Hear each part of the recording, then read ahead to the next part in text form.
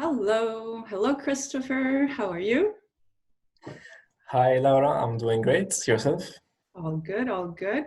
So here, it's the 7th of July, and here in Germany, where I am at, it's almost 3 in the afternoon.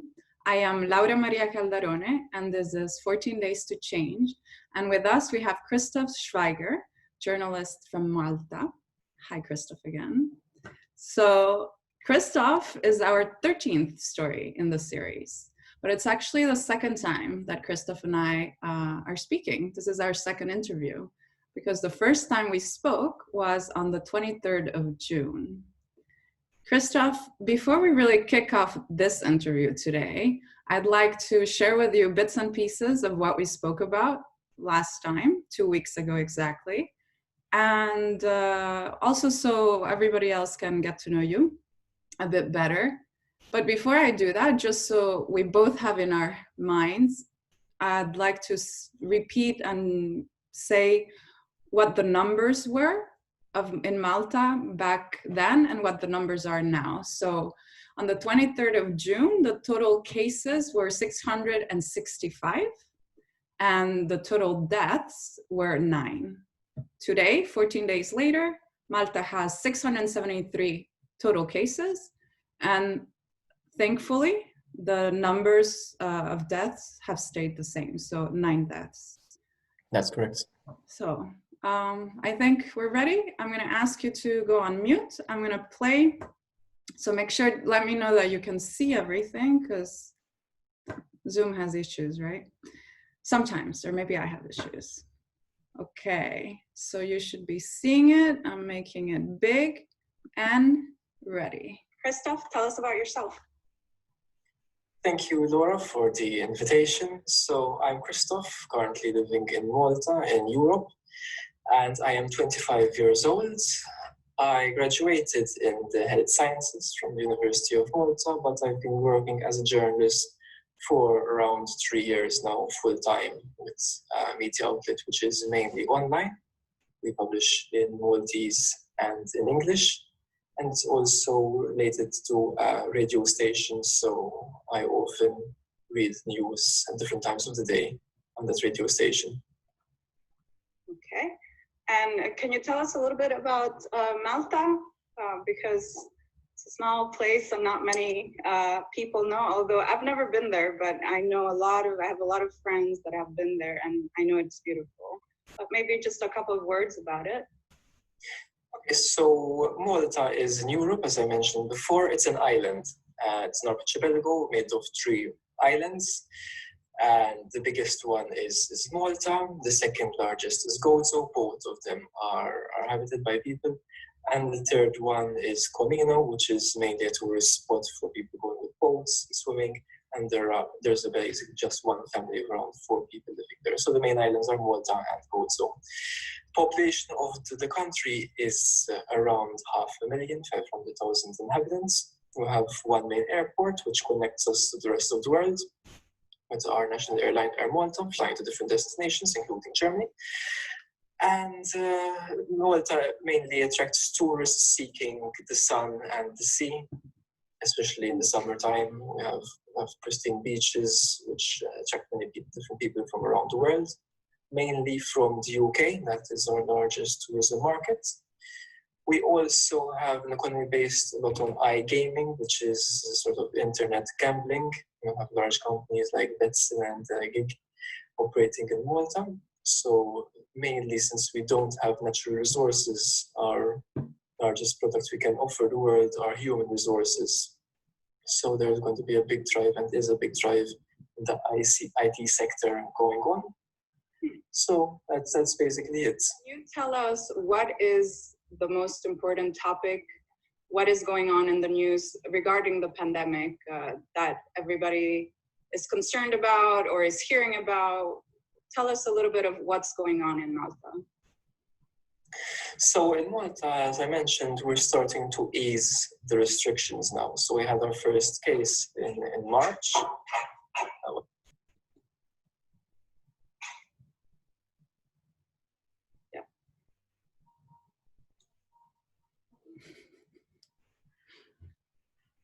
So So would you like to ask me the question again?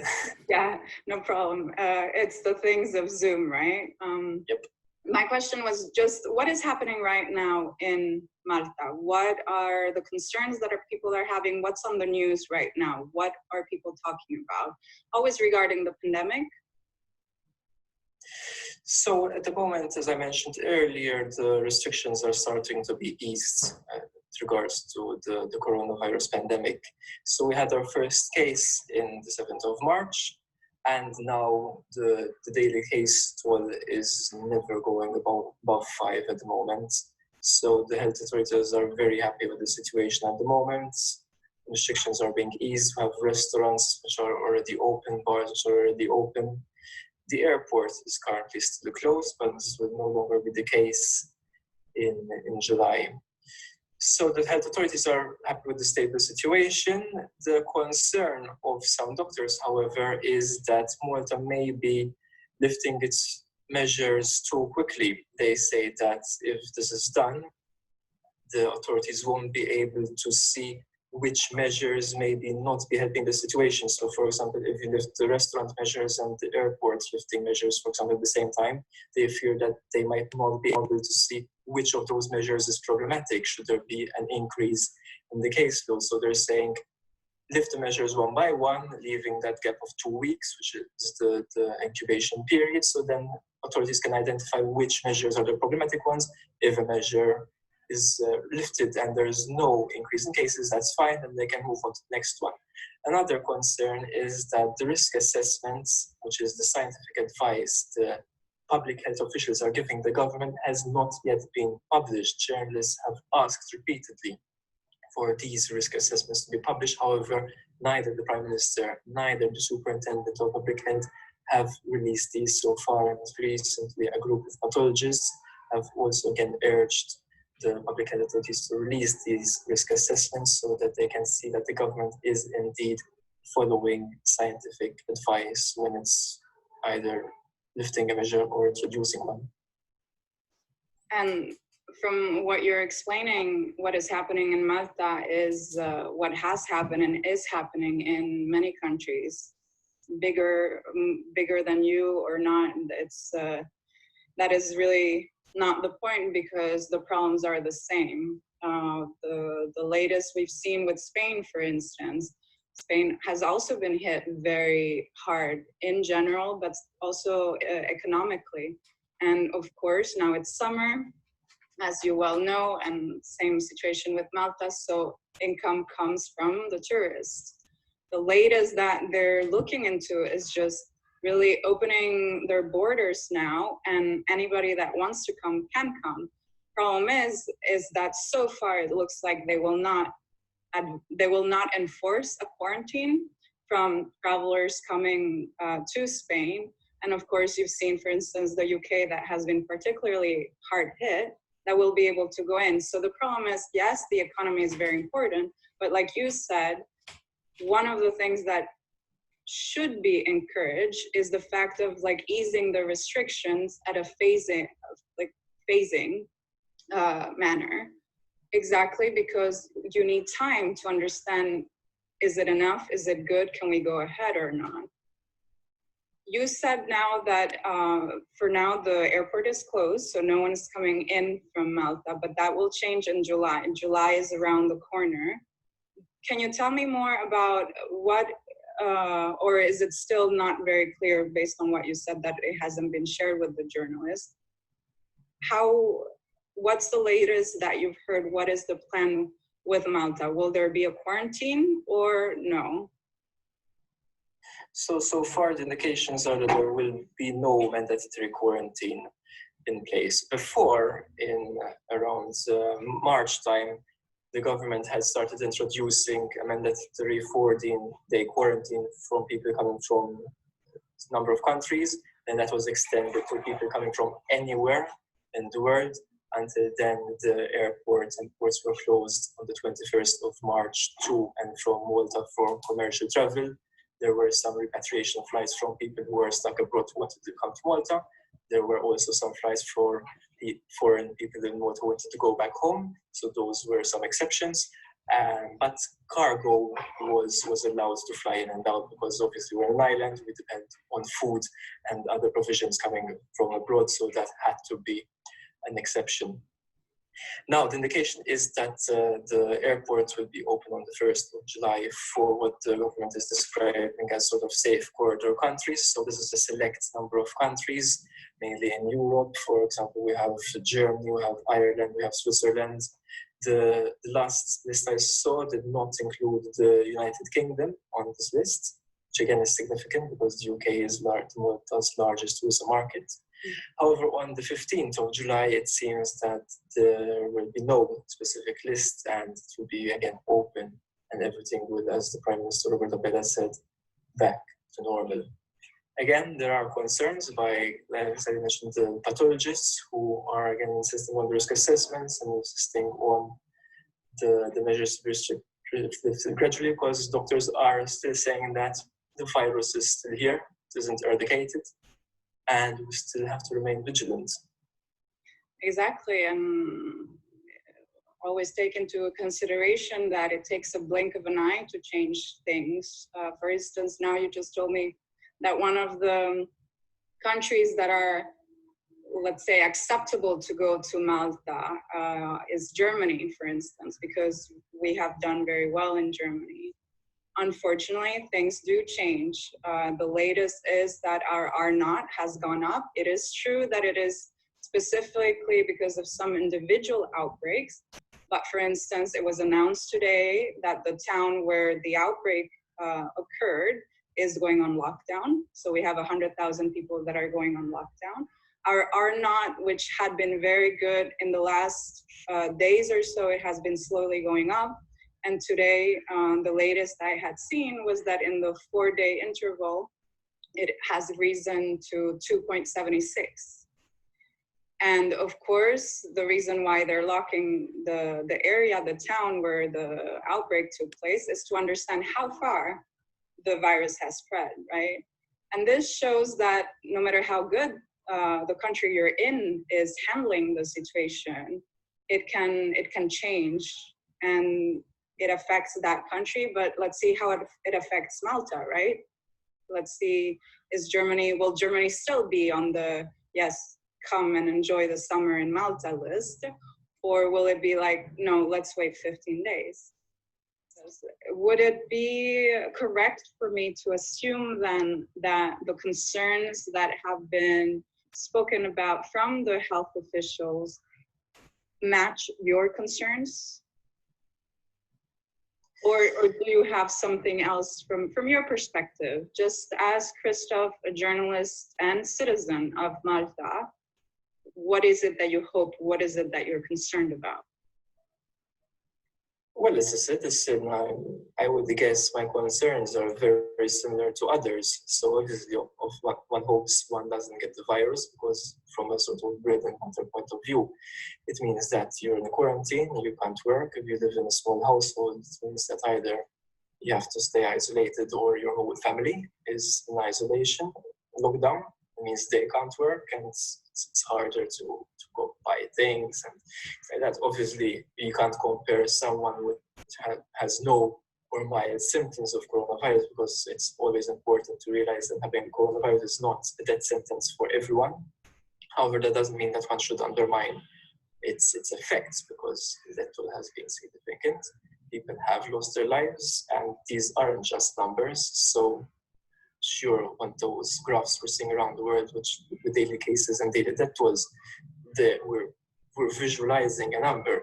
However, this means that a mother, a daughter, a father, a son, his life has been lost. This could be someone you know, someone you love.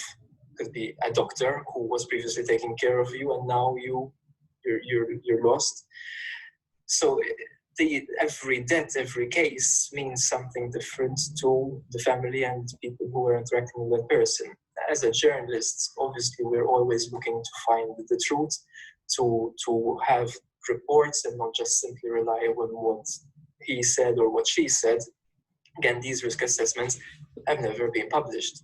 So for all we know, there could be the scientific advice and the government advice being exactly word for word the same.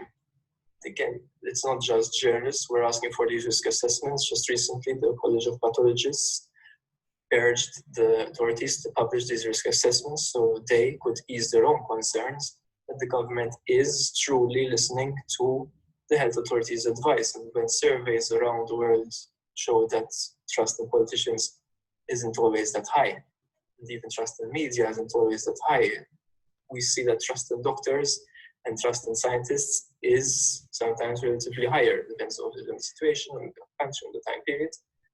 However, to form an opinion, one must have all the facts, the unfiltered facts, transparency, and this will then allow you to, first of all, think of your own situation and see how you should best protect yourself. So, for example, people were relying on health advice to not wear masks in the beginning of the coronavirus pandemic. Then all of a sudden this advice changed when people started to be urged to wear masks, and they trusted this advice, and from people not wearing masks, we started people buying masks and visors, and regularly washing their hands more than usual, and using hand sanitizers, and learning how to wash one's hands properly and not just dip them in soap and water, shake them off, and just keep on going. So it was a learning situation for everyone, and how to adapt. And will companies learn from this and allow people to work from home? Because these things then obviously contribute to their factors. We have hundreds of people who die from pollution in Malta and asthma every year, and we've had 9 deaths from coronavirus. So it's obviously not fair to downplay one situation over another, because again, these are deaths. However, will authorities, will business owners be truly making changes to the way they operate? And many people mention this period of reflection, because coronavirus made you slow down in your life and made you think, will this be a situation in which 2021 comes, everywhere is open, and people will just be going back to the old normal? Or will there be still the energy and enthusiasm that people were mentioning during the pandemic? Because often, sometimes promises made in a storm are then quickly forgotten in the calm. So these are things I, as a journalist, will certainly be keeping an eye out on, and also citizens, based on if there are people who can work from home, will be questioning their bosses on. Some people don't have that luxury and will still have to be going out, but maybe they will be questioning whether their employer is giving them the necessary protection. Are they being given masks? Are societies taking care of the most vulnerable? We've seen prisons being affected. We've seen early homes being affected. Are the necessary precautions being taken? Is there being an adequate investment being made?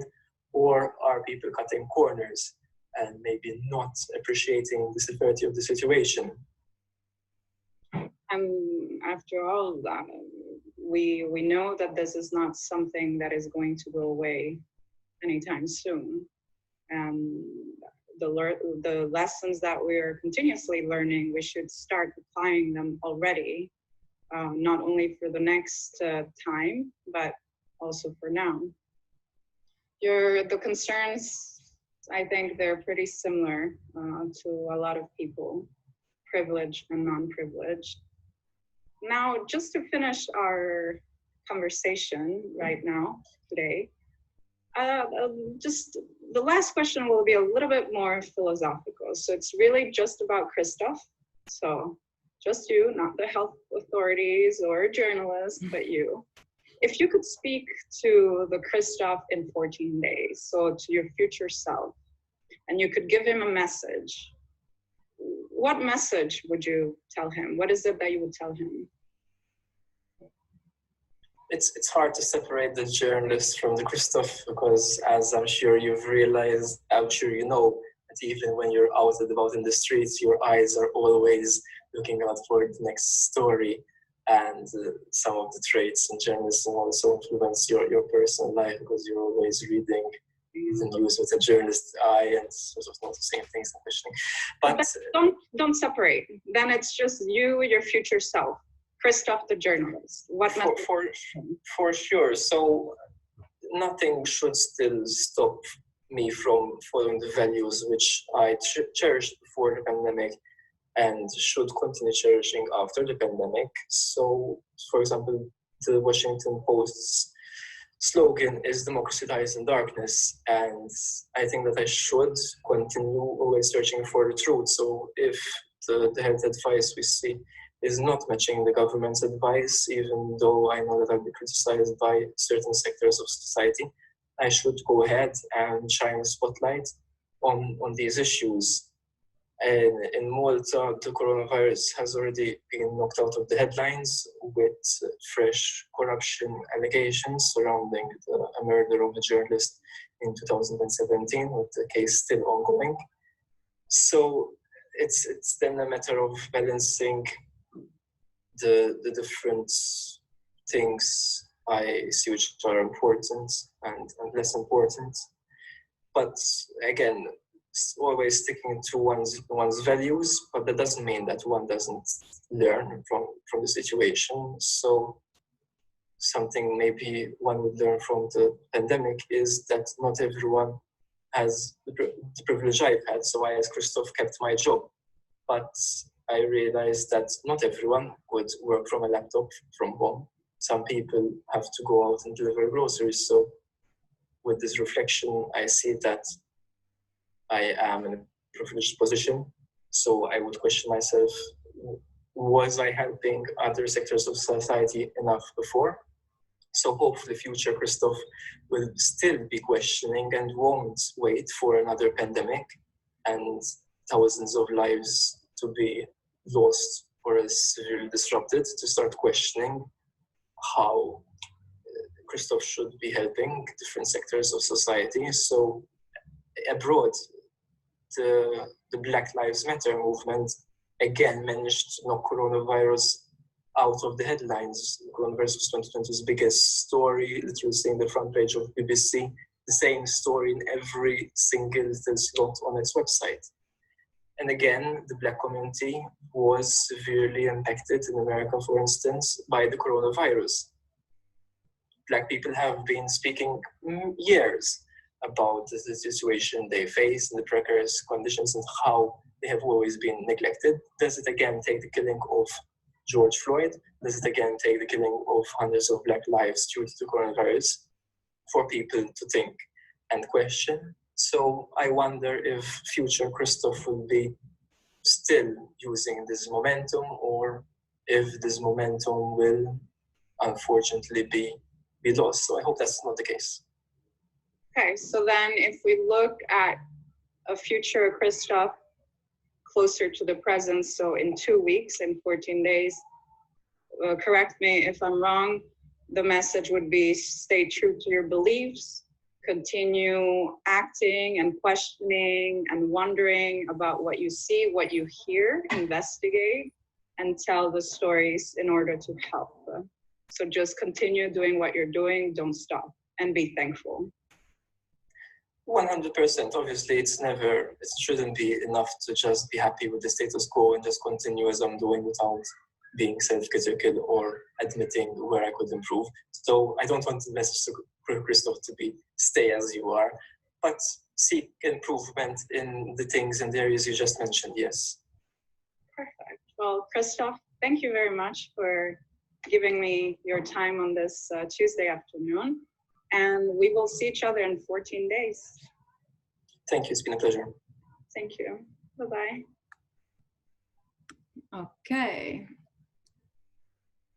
So, Christoph, that was the first time you saw yourself. You saw bits and pieces from 2 weeks ago. I hadn't shared the video with you. What are your thoughts, hopes, concerns, the message you gave yourself, and the situation, how it was, how things were in Malta 14 days ago, right? Okay, so let's start first things first. Let's start with the situation and break it down. The situation, as you said, was around over 600 cases, and again, we're still at that levels. So we had an increase of 8 cases, so that's relatively very good. and the number of deaths stayed the same. So I think that the health authorities are doing a good job, and hopefully it will remain so. And well, again, like you had said in that interview, just takes 1 second to change everything. That second hasn't come yet, and hopefully it will be that case for Malta and other countries which are also on the right track. Then my personal situation, again, relatively the same. Job-wise, we're writing less about the virus and again more about the corruption and the political situation in the country now, since it's also now affecting both the government and now also the main opposition party. So that's keeping us very busy, and people's focus is now more on that rather than the pandemic per se, but in general, obviously. And back to my message, I think I would again reiterate my commitment into those values, into seeking the truth, both for the pandemic, because it's important from a public health perspective, and also in other areas such as corruption and other current affairs. Yeah. And one thing we need to always keep in mind when we hear stories from around the world, right? For instance, your story, your pandemic story, Christoph's story in Malta, is that as a journalist, even where you're working and the media and the news outlet that you're working, you are able to start focusing on other stories that have nothing to do or little to do with the coronavirus pandemic, because you are in Malta, because things have barely changed, because things from the beginning were done in a manner that the virus was contained, right? But if you were somewhere else, just like how we've seen how things have just worsened in these 2 weeks that we have spoken, things have gotten worse in general. So from a global perspective, the pandemic has accelerated. There's more and more cases per day globally. And you also have countries, yes, they're bigger countries, but they're still countries, such as Brazil, Russia, India, the United States, of course. So it's always good to keep that in mind. It's not that Malta is ignoring the pandemic. It's that Malta is allowed to start thinking and focus on other things because they never ignored the pandemic. No? Yeah, it's a privileged situation. So in some respects, for sure, we're lucky. It's still too early again to say why Malta had this number of cases. Again, like last time we said that obviously it's easier to close the borders, tighter communities, testing was done, we had the tests available, hospitals weren't overwhelmed. So these are all factors which obviously would have helped. But again, it's still too early.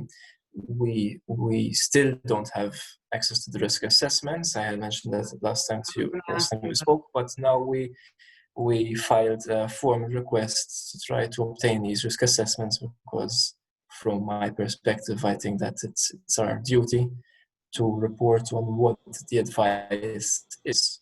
Again, the situation isn't bad. We don't have people overflowing in hospitals, but it's still good to know what the scientists are saying. Definitely. And just to highlight it even more, because unfortunately, even now that we're in July, there's still, aside from the fact that there's still people that are skeptical, right? There's still skeptics that believe that this pandemic is an exaggeration, or the virus itself is not really that bad. And unfortunately, we know it's not true. We see it's not true. In some countries, in some areas, it may be true, but that is a mixture of good fortune and also of good decisions at the right time. And that's why it's always good to keep in mind, the first time that we spoke, when we were speaking about the numbers, you also were able to make a comparison. So I could understand, yes, Malta is a small country. It has 500,000 people. But the number of cases that you were having at that time, you compared it to England, to the UK, sorry. Could you give just a quick comparison again, just to have it on this video also? I need to do the calculations. Oh, sorry. Okay, then calculate live. Okay, so we said that we had around 675 cases today. So let's just pull up the calculator. So let's assume the rounding up the population for Malta is 500,000. We haven't had a huge increase since last time we spoke, so let's keep the same. And I believe that I'd rather Google this. The UK had over 60 million in population, so let's just Google that quickly. Yes, 66.65. That's lots of zeros. So throw it there. And we had 65 cases. That means it's searching online instead of putting the calculator up. So Yeah, we're doing things live here. yes, please bear with, and maths is not my strong point whatsoever. It's not even my favorite. Forget strong point.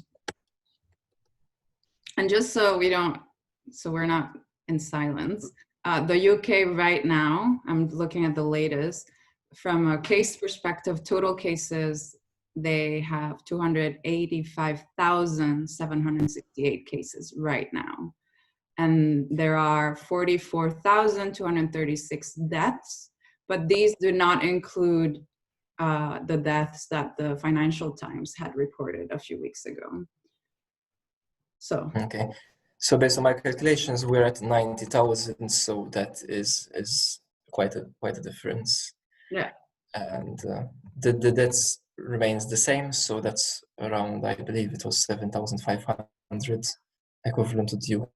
So again, there's a contrast between those numbers. Again, testament to the situation in Malta. Again, luckily, as this is the key word, is stable, but not everyone.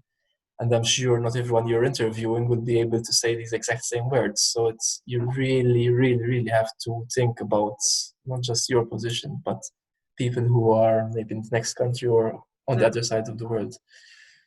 exactly. And also, there are some politicians and some people that like to compare and contrast, but they like to compare and contrast in certain things and not all the time. And that creates a problem because it's not realistic. And in a pandemic, it is good to be optimistic. It is good to hope, to dream, but just until a certain point, because you need to be realistic. And for instance, in our last conversation, I was telling you that in Germany, during that time, there was an area that was going on lockdown because there had been a big outbreak, and that there are not. So the reproduction number had grown exponentially, like a lot, the 4-day interval number. And 2 weeks later, thankfully, things have also changed in Germany, meaning that R value, the 4-day R value, has decreased. So whereas 2 weeks ago it was above 2, quite above 2, right now it's below 1, it's 0.95. It is good to know that, but it's also good to understand why is that. So there has been a change because measures were taken, so things were done immediately fast. But aside from that, it's to understand that in general, Germany, since March, has had overall a low number of cases. And so whenever there's a spike, whenever there's an outbreak, it makes the R naught fluctuate a lot, right? It makes a whole difference. And that's why it's also always good to see not only how the situation is in your country, but also in your region, in your county, in your city, in your town. Because if you, Christoph, and I lived in the same country, but in different areas, there are some things that you would be doing that I would probably not be doing, simply because the reality where you live would be different than mine, where you live, there's less cases, there's less of a risk of getting infected, but there's more where I am. And you can see this in countries such as the United States. You mentioned people that I interviewed, right? Recently, on the 5th of July, I had my second interview with a girl, a 24-year-old young woman from Arizona. And Arizona right now, unfortunately, is one of the worst hit states in the United States. And so her story is a little bit sad. But the week before, I had interviewed my first interview, somebody else from Alaska. And it's a completely different story. It's the same country. And Alaska is doing well. It has been doing well from the beginning. So it really has to do the response, but also the civic duty of people, right? 100%. For us in Malta, it's a bit harder to relate because it's just one tiny country with a population less than many of the world's cities. So what happens in one town, which is exactly next to the next town, happens for the whole country. We don't have regions. We just have a central government which controls the country, with like one group of scientists giving advice to one government and then having that implemented. But it just goes to show how everything we used to in the past, the systems of government, the systems how regions are split would affect in things of a different nature. And in 2020, it was the nature of a pandemic. Exactly. And you mentioned, okay, Malta is a small country, so it's not about really states or region, like you're all in the same boat, right? Yes, but at the same time now the boat you're in is borders, tourists, right? You are actually not the smallest country I've interviewed. I've interviewed St. Lucia, and you have 500,000 population, and St. Lucia has 180,000. So less than half than you. And their problem is traveling. So from an economic standpoint, yes, they need the tourists, but at the same time, they've seen and they've looked at their neighboring islands that they've opened, and they've had people coming from abroad, the United States, and they've had a spike in cases. And so they had to close again. So their problem is not necessarily what's happening in their islands, because they were able to contain it, but it's who's coming. And I know last time we were speaking about tourism, about who is allowed to come to Malta, who will be coming. The EU borders have opened. There's already, well, even before there were countries going back and forth. We were speaking about the UK and Malta. Has anything changed at all, or we're the same still? So the airport is now open for some countries, and the plan is that on the 15th of July, there will be even less restrictions. So airports have been opened and testing is still ongoing, and according to official figures, so far there have been no cases of tourists who came to Malta who have yet tested positive. But again, it's important to know that the incubation period is still around 14 days. And 14 days haven't elapsed from the 1st of July, which is the date the airports have been opened. There have been 2 imported cases into Malta. However, these were reported as repatriation flights, repatriation cases. So they were people who were already living in Malta who tested positive. And I believe that number of cases was 2. Now, we'll be waiting for the next couple of days, which will then tell us if the airports is having a negative effect or a neutral effect on the number of cases in Malta. So that still is yet to be seen. Yet to be seen. And as we saw in the video, one of the things that we mentioned was that in general, the health authorities in Malta were happy.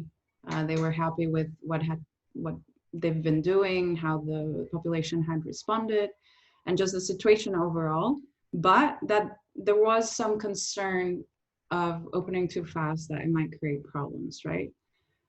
Again, I know the difference in cases has been very little since we last spoke. And like you said, we still need to see the consequences of opening on the 1st of July. But unfortunately and fortunately, at the same time, Malta has had a look at what's happening around the world with other countries that have opened and other countries. Even for instance, if you take Australia, Australia was doing very well. And in the last few weeks, there's been quite a big change. Melbourne, for instance, is going on lockdown. And cases, yes, there's cases that just happen there, but also imported, right? My question is, with the government and also the citizens seeing what's happening in the United States, seeing what's happening in India, so in Brazil, everywhere really, are they more concerned, or is the concern the same? Are they thinking to change other things, or is it still too soon to even discuss something different?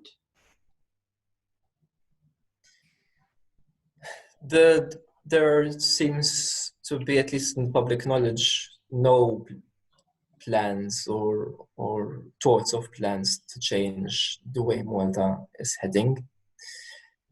On an individual level, if I was suffering from a chronic health condition before the 1st of July, I'm still suffering from the same condition afterwards. So even if there's one case which I happen to come in contact with, I'm still at risk of contracting the virus, still at risk of going into hospital, still at risk of being on a ventilator. And if I'm lucky, I managed to get off it. Many haven't been that lucky. Again, then you have other people who are at the first sign that the situation was being relaxed in terms of measures, going to bars, restaurants, forgetting the use of the masks. And then you have also the sort of middle group who were observing regulations, but now sort of there's that sort of fatigue of not washing your hands every 5 minutes, and maybe, not wearing the mask just for an errand around the corner. So then it comes down to these individual aspects. People will still be looking at what's happening in the world, especially in terms of allowing flights from those countries, since the situation in Malta is still stable. I think that's where the concern would lie, is if they see that a specific country is on a list which Malta is allowing, maybe some would raise eyebrows and say, isn't that a bit too risky? So I think those would be some of the concerns people will be thinking. However, again, it's still too early. We're in summer. It's not influenza season. So probably that's another step or stage or period which we will be closely monitoring to see how the world will be dealing with, if it will still be dealing with the coronavirus come winter, because the situation may be completely different than the one it is now, either positively or negatively. Yes, but that it will be different, I believe it will be different, like you said, because of the influenza. And don't forget that already now you have a part of the planet that is already entering influenza period. So Latin America, Australia, and so on. So we can even see what is happening there and what will happen quite earlier than what will happen to us, right? To the North America, Europe, and so on. We need to be prepared, and not only for what comes next, but also keep on watching what's happening now, right? Christoph, I think we're in a good spot right now in the conversation to, unless there's something else that you would like to share with us that is happening in Malta, or that Malta is doing or will be doing. If there's nothing else from a Malta perspective, then I would be ready to ask you my last question, which is also my next favorite question. We can move on to the last question then. So there's nothing else? We just go directly to the last question? So I think we can just skip straight to the question. just okay. So 2 weeks ago, we ended our conversation with me asking, what message would you give to your future self? And you gave the message. And now my question is, based on this experience that you've had with me, based on the changes that have happened and not happened in this past 2 weeks for Malta and the world, and just really everything with the pandemic, if you could give a message. I know you have already given bits and pieces throughout your story. I know that, and I see that, and I appreciate that. But to summarize, to give it at the end, for the people that will watch your story, so Christoph and Malta's story in the pandemic, what would you tell them? What message would you give them? Regardless if they come from a smaller island or a country or a bigger country or island, and regardless if their situation is better or worse than Malta, what would you tell them?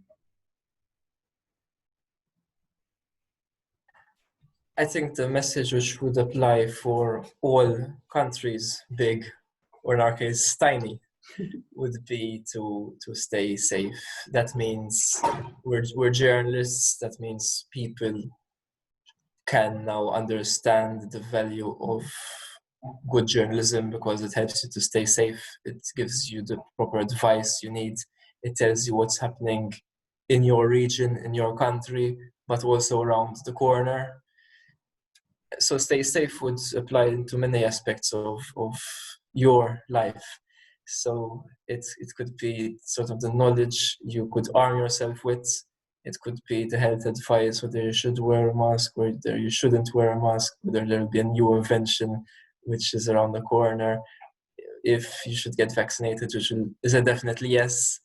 So the stay safe message, if you really think about it, can apply to many different aspects, and also not just yourself but to other people, because we wear masks to protect others. So it's very altruistic, and some people are vulnerable in different senses. So you have people who are older than 65, which are one type of vulnerable, but you have people who are homeless, you have people who are struggling with mental health issues.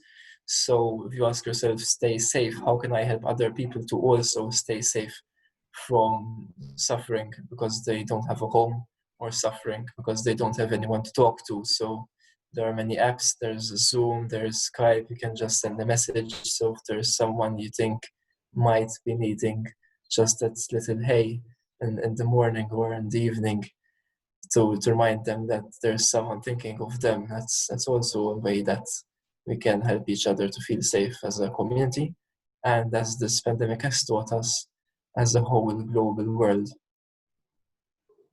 Perfect. It's a perfect message. It's a strong, powerful message from a small island. That is true. But yeah, thank you very much. It's stay safe, and remember that staying safe, it's not only about you, it's about other people, and there's other ways. So reach out, like you said, connecting with others that may need, or you may need, but also stay safe by acquiring knowledge. If you have access to internet, then you have access to a world of knowledge. Learn how to differentiate between knowledge that is real and useful and helpful, and knowledge that just makes things worse, right? And that is faked. And see how things go around you in other countries, and yeah, stay safe. 100%. 100%. Christoph, thank you very much. 14 Days to Change with Christoph, all the way from tiny Malta. And it's been a pleasure. I look forward to re-watching this interview in 10 years' time and seeing what I think about it then. Exactly. Perfect. Thank you very much. Have a wonderful rest of the day and week, and 14 Days to Change. Thank you.